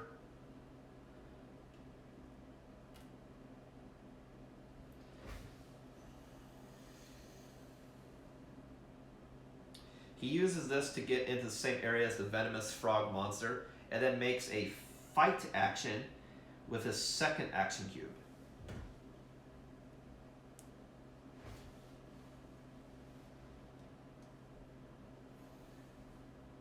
This is resolved just like a shoot action, but targets enemies in the agent's area. An area is the same square, whereas a room is the entire piece of cardboard. Enemies in the agent's area, and uses his fight skill level, which is the fist. So that's shoot, that's fist. It's probably investigating guard. So his fist is also red dice, because he's good and close. And of course, you always use the what was this called? The action dice. What the fuck was this called? The blue dice.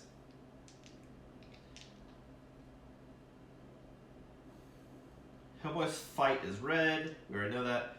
Wanting to make sure he defeats his enemies, Hellboy spends his third action cube at the same time to boost his roll, upgrading one of his dice from red, the highest possible skill level, with a maximum score of 3.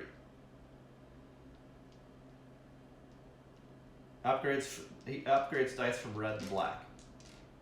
That's pretty cool. There's some games that you upgrade dice that, like, for example, Title Blades. That's pretty cool. Well, like, there are a lot of games, like, for example, Legion, that you use different dice depending on what you're playing as, but it's cool that you can upgrade to another level. That's cool. So black looks like it's the highest. It goes up in color from, you know, yellow, orange, red, black. That's what it looks like. Okay. So you boost. With a maximum score of 3.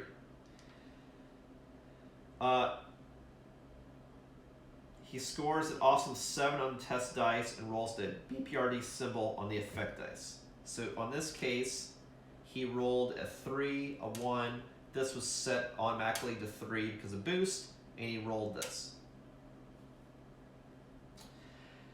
This symbol is a wild card, which can be used as any other result of the player's choice. He uses it to double the black dice score to 6. So he's using this as a 2 on the 3 to make it 6. And then he has 7, 8, 9, 10.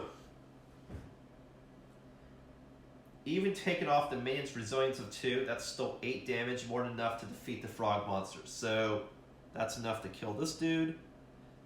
He's dead. Boom. That's actually what it says here. It says boom. That's both enemies dealt with. Abe's got 1 action cube left, so he makes a move action to catch up with Hellboy, and this ends the agent phase. So he goes move 2. That's his last action.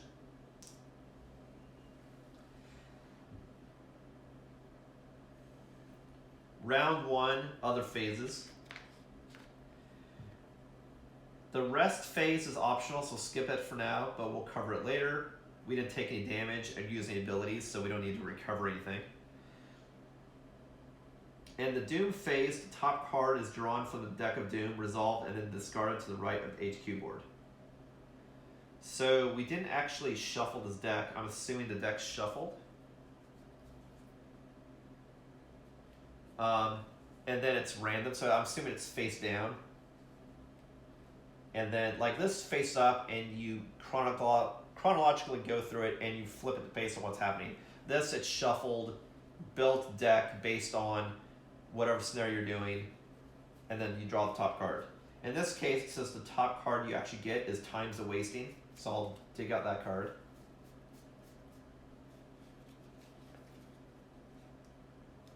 Okay, that's what was drawn.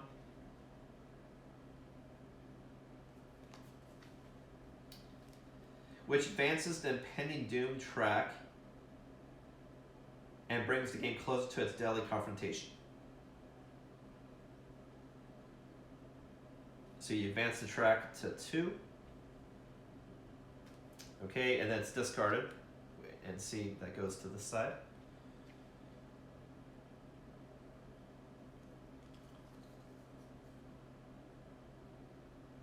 And then this is where you put discarded event encounters.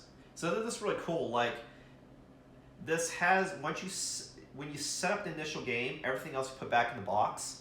So the only stuff you would have out is stuff that's touching the game board, stuff that's on the player movement board you built, and then your player boards. So all this other crap is put away. So as you do stuff, you just resolve it. So like these dudes would stay here, and you just put damage tokens and put the miniature back. So it's everything. So it's very compact. So you have all the game board stuff, all of the moving around stuff, and then these are in front of each player. So it does make stuff organized. So you don't have shit thrown everywhere. So I do like it. Even though I'm not a fan of all the small pieces, I like the small cards. I like how it's organized. It's good. It's cool. In the end phase, each player returns the 3 action cubes to their agent board. Then a new round begins.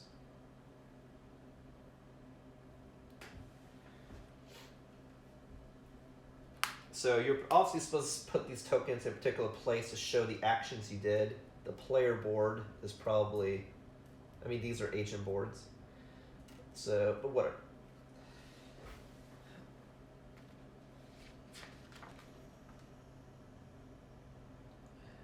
That's one thing they didn't make crystal clear, is where you place the tokens when you do the stuff. Anywho. At the end of each phase, each player returns to 3 action cubes to agent board. So these are the agent boards, whatever, blah. Then a new round begins. As the agents did such a good job clearing out the frog monsters, there are no enemies on the board, so it's straight to the agent phase. So if monsters were already out, they could run an encounter. But the reason why the enemies in the enemy phase didn't do anything is because they weren't out. The reason they spawned is because I triggered the encounter and I had my phase before the enemies had their phase, right? Because encounters trigger stuff, so if the encounters are triggered and they got their phase before I got my phase, they would have a turn. But since they're not out, they don't have a turn. Abe takes the lead again, opening with an examine action in an attempt to claim the clue. So he's doing an examine. Oh, I see. I think you place the cube on top of what you're doing. Ah, that's what you do. Probably.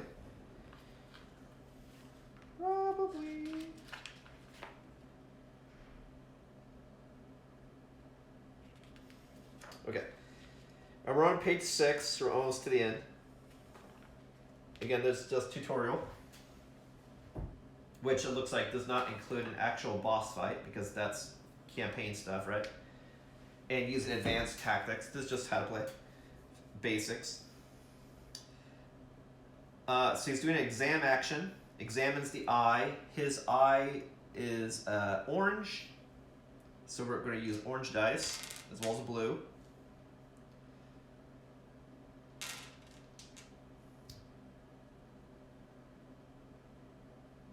He rolls 3 orange dice plus a test dice and scores a measly 2 in this case. So he got 2 blanks, a 1, and a 1. So that counted as 2 success.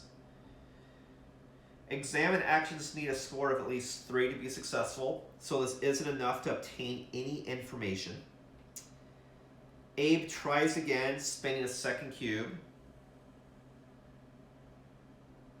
And uses his third cube to boost and upgrade one of his dice to red. So when you upgrade, you go up 1 color. You go up 1 color. So he's doing an exam action again. And he's boosting. I don't know where you...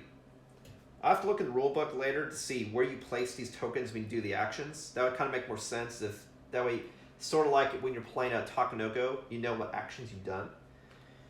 So, I don't know where you indicate a boost. So, I don't know. So for time being, I'll just take them off the board.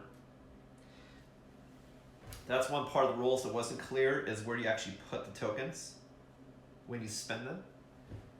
Unless somehow I missed that. Because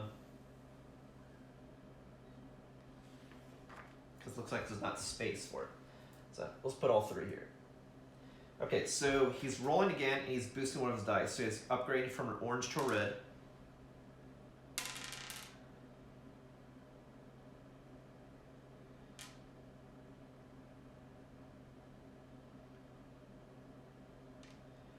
Hellboy, keen to investigate the clue and get moving, also spent an action cube to assist on the test. So what's interesting is not only can you do the actions of the players in any order, you can do your actions to interrupt someone also doing an action. So he's going to spend one of his tokens to also boost.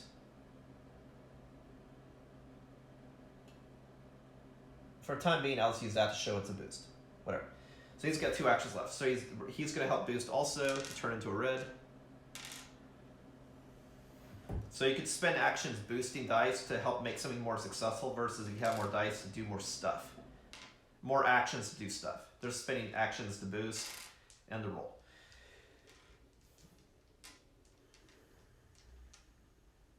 This time when he rolled, we got 1 red, 1 orange, a red 2, and a double 2. So I'm assuming we're going to be doubling the red. So it's 1, 2, 3, 4, 5, 6, which is enough to discard the clue counter and advance the information gather marker by 1, not by 1, by 2. So you need 3 to be successful, but the fact they scored a 6, they're able to advance it by 2. So we advance to 2, and it looks like we get this dude.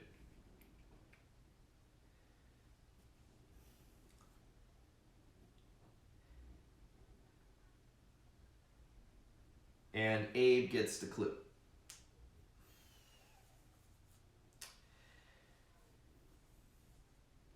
Hellboy's itching to get going, so he makes a free explore action to check out the next room, flipping the encounter card. And we find more minions in this setup. So there's minion C, minion D, clue, and then scenery.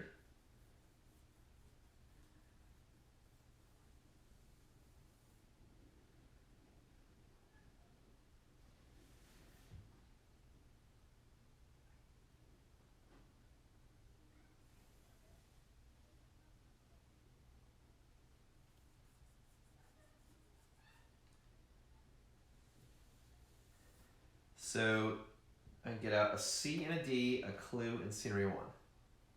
So there's a clue.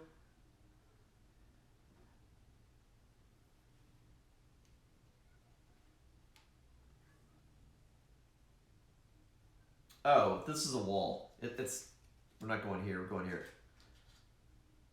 My bad. Okay, so we need minion B and a clue and a frog swarm and scenery 2, which looks like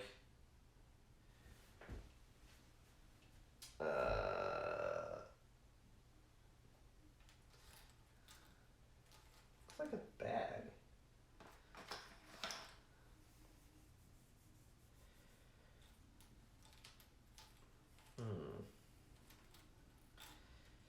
If I can't find it quickly, I'll proxy.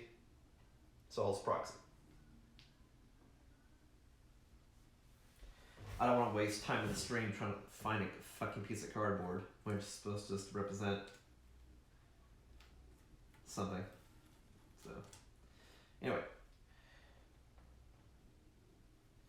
Hellboy's itching to get going, so he makes a free explore action, flipping the encounter card. This reveals another venomous frog monster. Another clue, a frog swarm, and a size 2 scenery piece. The actual pieces matter as long as the number on the scenery counter is a 2. Oh, okay. So anything with a 2 on it. Okay.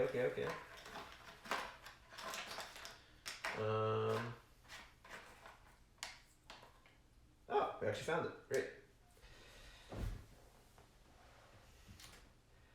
Seeing the new enemy in front of him, he uses his second cube to take aim with his pistol, knowing it could potentially kill the frog monster in a single hit, and of course rolls terribly, causing no damage. So he's shooting with his pistol, which, as an action, you see it uses yellow, which is probably the worst color to roll with. When he rolls, he gets, well, that's exactly what it said he rolled. He doubles the 1, so he only does 2 damage. Wait, why is it no damage? I don't understand. I don't understand why this is no damage.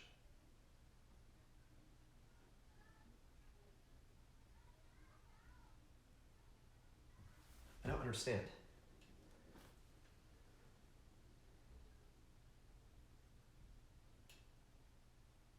Yeah, I really don't understand why it's no damage.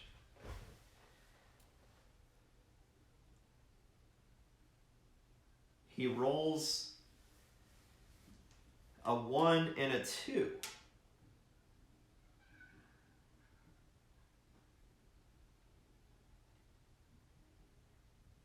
I think this is a typo because you have a multiplier.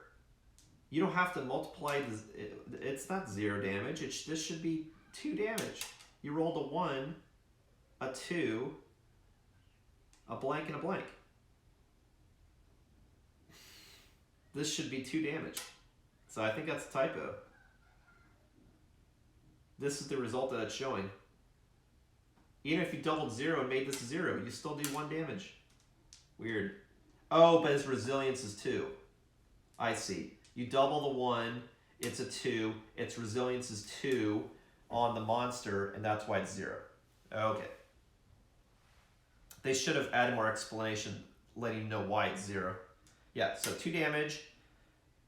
Reduce the number of damage by 2, so it's effectively 0. Okay. The Hellboy's pistol card is flipped after it's been fired, meaning it's out of ammo and needs reloading. Which sucks because if it actually hit, it would have added 5 damage. But it doesn't count as a hit because it had resilience. I had to have done 3 damage in order to make it then 8 damage. If that makes sense. So that needs to be reloaded. That's a really cool ability. The fact that you have this card and then you flip it to show different statuses of it. Just like you have these cards and you flip it to show different terrain. That's a cool idea. Less stuff you have to use.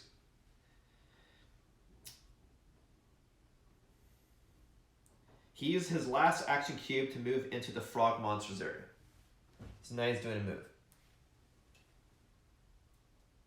So he's ready to go. Round 2, other phases. The agents can't rest while there are enemies on the board, so the rest phase is skipped. In the Doom phase, we draw another card. In this instance, it said they drew the unexpected attack, which just happened to be the top card.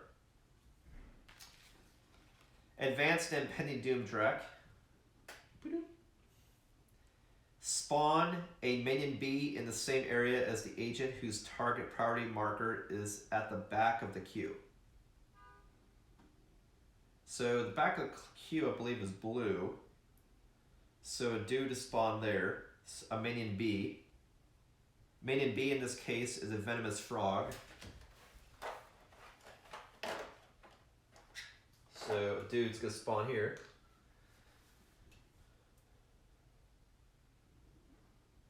In the same area. So again, this is a room, and area is the same square. So I go there.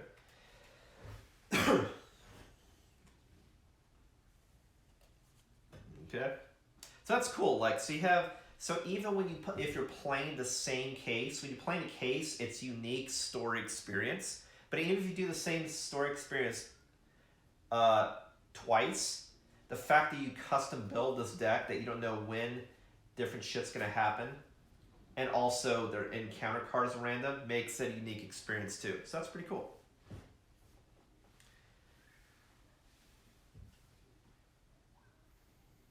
Okay.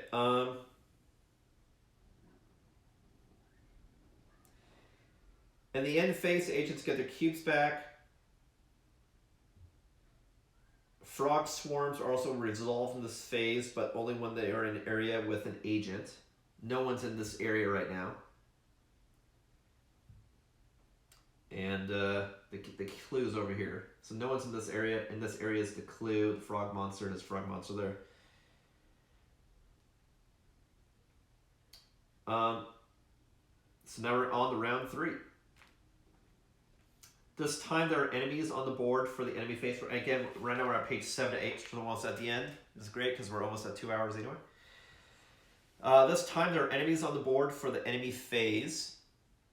If an enemy is in an agent's area, it makes a melee attack against it, which is what will happen here. Hellboy and Abe are in separate areas. However, if they had been in the same area and were attacked, that's where the target priority comes into play. So if Abe and Hellboy were both in the same area, that's the priority tracker, so Hellboy will always get attacked first. because he draws aggro. But because he's the only person there, they'll both get attacked independently. The agent at the front of the queue is the one that gets attacked, and then their marker is moved back to the back of the queue instead. When an agent is attacked, they make a defense test. This is the same as a fight, shoot, or examine test that uses their defense skill level, which is the shield symbol. So Hellboy's defense is orange die. And you always use the blue one. So you roll, and what it's saying the results were was a 2, a 2, a 1, and a skull.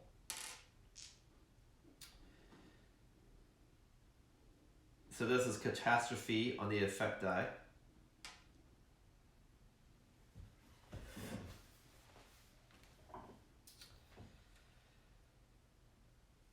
This result removes the highest scoring die, giving him a score of 3. So it removes the highest one, so his score is a 3.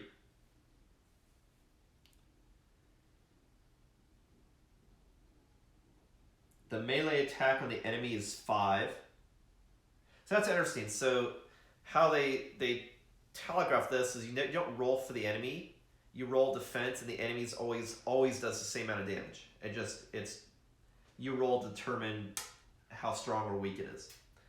So yeah, the venomous melee attack is 5, so that means he takes 2 damage.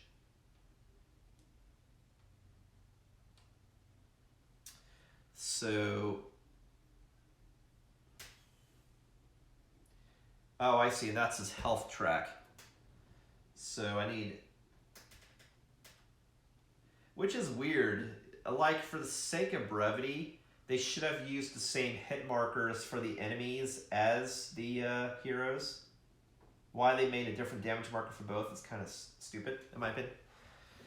But anyway, like, they made space for damage, but they didn't make space to identify what actions you did. They should have made space to indicate what you did with your action cubes, like cube spaces, and then use these tokens just to show damage. Like, you could have just thrown damage on your dude and have translucent circles, and then have squares indicating different actions that you're doing that actually fit the cubes. Like, you could, like that or something.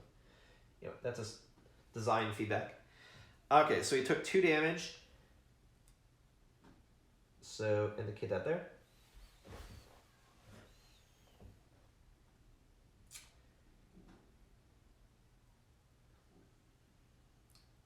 For each damage an agent suffers, a damage marker is taken at random and placed in one of the hexes on the health track.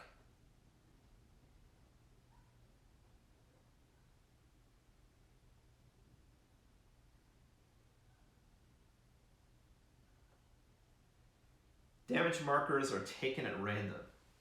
So I guess there must have been different cubes or different sides for the for damage. Maybe that's why. You have different types of damage or effects, maybe, is what's going on. Again, that's probably covered in the advanced rules. But in this case, they're wound markers with that side face up. Okay. With its wound side showing, which is what that is. The catastrophe on the effect die has additional effect, in this case thanks to the venomous frog monster's special rule. Its paralyzing tongue causes Hellboy to discard one of his action cubes. So everyone got their action cubes refreshed, right? And the venom causes him to lose an action cube.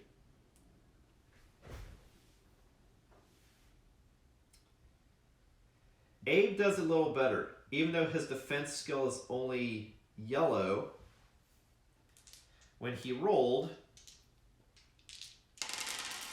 what he actually rolled was a blank, a 1, and 2 hits. So he got 4 hits, meaning he only takes a single damage marker because his the venomous attack is 5 minus 4 is 1. But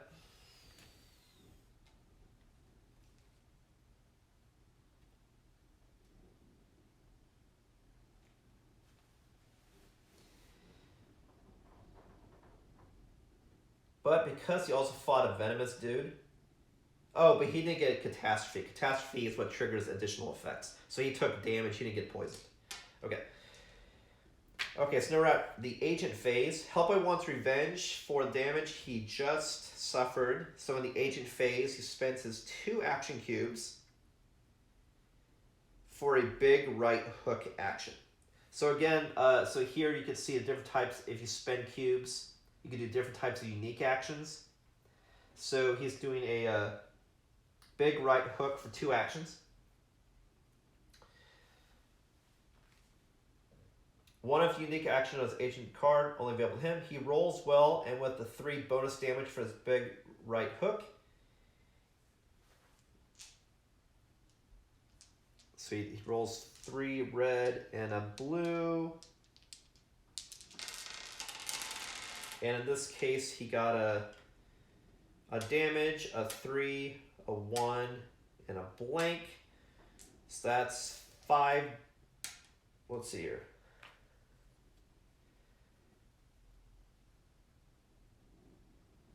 And he gets 3 bonus damage from the hook. So 23, 4, 5, 6, 7, 8. If I'm reading that correctly. Big right hook, make a fight action. If you hit, the target suffers 3 additional damage and is stunned and hurled. So this is 5. Its resilience is only 2, so he takes 3 damage. Plus 3 bonus damage because he hit with 3, so he takes 6.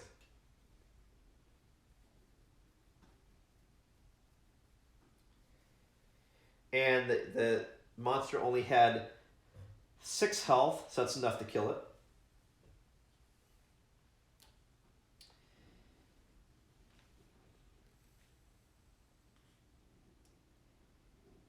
Abe does a fight action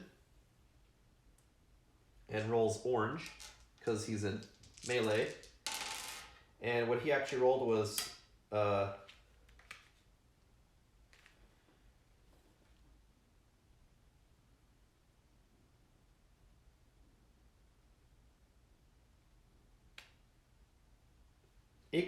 he just says equally fortunate, so it looks like they're just glossing over it. So let's say he magically rolled 6 also, let's say, and kills it. Again, this is just a tutorial, not going through the itty-gritty, just to let you know how to do stuff and what you do in different situations. And then he uses his other 2 actions to move to the next room and examine the clue. So he moves into this room and then examines the clue.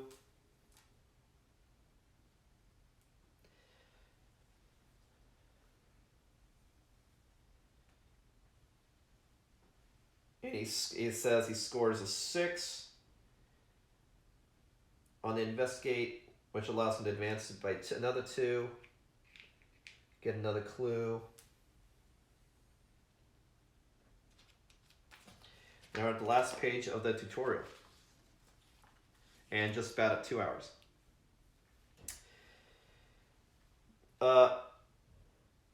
This round, agents decide to use the rest phase. This can be done whenever there are no enemies around. So there's an encounter, but there's no enemies. And I believe when it says no enemies around, that doesn't make any sense because there is the frogs. The frogs don't count as enemies. No one took care of the frogs.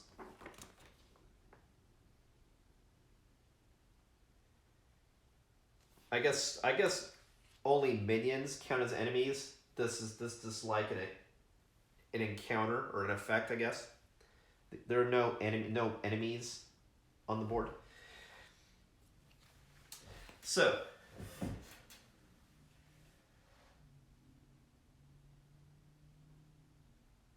but whenever you rest, it does advance to impending doom. Okay, it's kind of like you're wasting time. First, Abe's rapid healing special rule on his agent board lets him heal the damage he suffered when the agents decide to rest.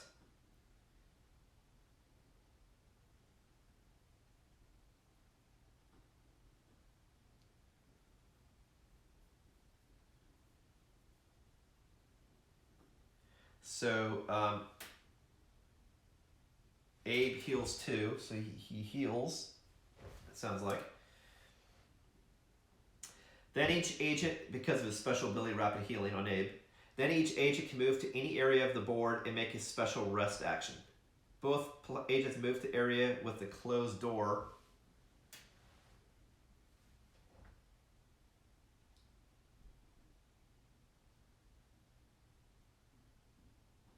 Ready to explore in the next round.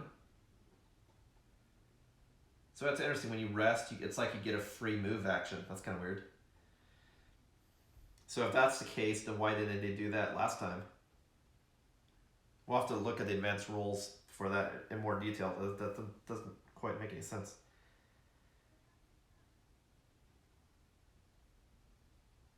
Why? That means you used a rest action just as a free move, but moving costs an action, so that's kind of weird. Anyway. Hellboy takes a chance to recuperate, healing his damage while Abe chooses the secure action and clears out the frog swarm in the room.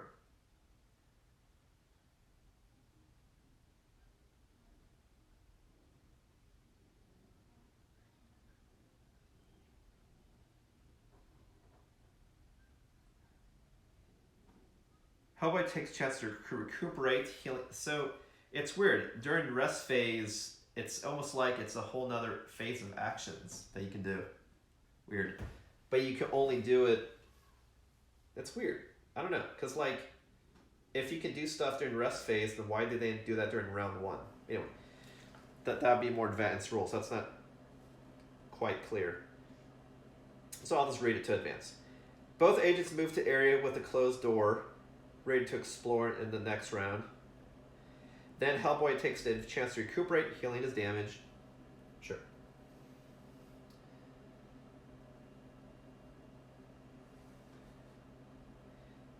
While Abe chooses the secure action and clears out the frog swarm in the room. Okay. Frog swarms don't do much by themselves, but letting them build up is a bad idea as they will increase the impending doom track. Once all rest actions are complete, the impending doom track advances. Normally this would end the phase, but one of the in-play case files cards says if the agents take time, flip this card immediately after advancing the impending doom tracker. So that advances, and they also rested. So we flip this dude to see what happens.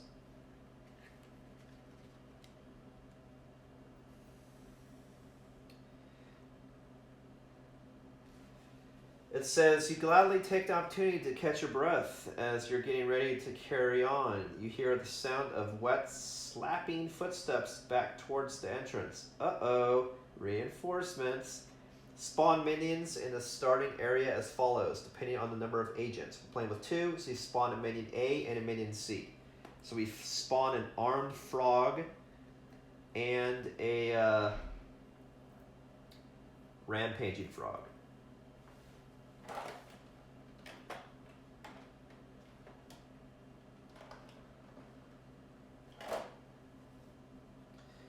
More frogs are appearing.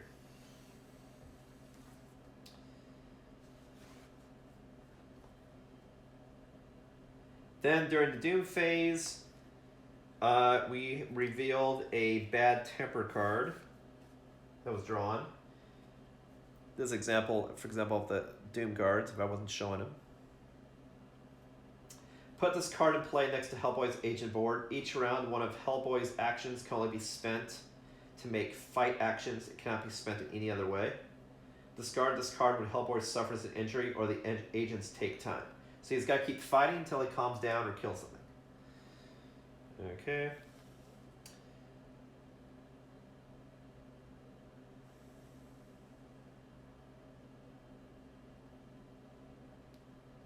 The end phase lets the agents get their cubes back, and this ends the third round and the tutorial.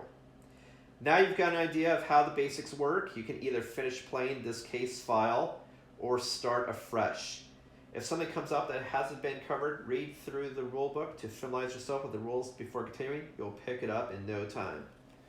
So I'm not going to continue this just because we're at 2 hours. I think what I'll do is the next time I show Hellboy, I will do this encounter again, but have it be completely random so we can play it fresh and see what happens, and actually talk through abilities and be able to state what things you actually do during the rest phase in particular, or what you do during the boss showdown. And those are rules I'll look up before the next stream. Well, cool. Well, thanks for watching. Again, this was just a unboxing and how to play for the basics of Hellboy, the board game. There'll be another Hellboy stream coming up. I'll probably be in 2 weeks. In that time I'll get more familiar with how to play Hellboy, and we'll actually do this scenario again. Yeah. But the next board game stream will be a display of... Actually, you know what? I think I still have Hellboy just to finish this because it's fresh in my mind. So yeah, the next board game stream will be Hellboy doing this scenario and actually do it right, do it random, see what happens, explore, know actually all the things of how to play the game. But the next stream coming up, and that's going to be next Saturday for the next board game stream. The next stream, however, is going to be tomorrow, Sunday, 4 p.m. CST, which will be my video game stream. And that I'm going to be doing World of Warcraft Shadowlands, playing through Revendreth, where I'm currently at with my Shadow Priest on the Horde. Well, thanks for watching. Again, this is Ismortah. I'll catch you next time.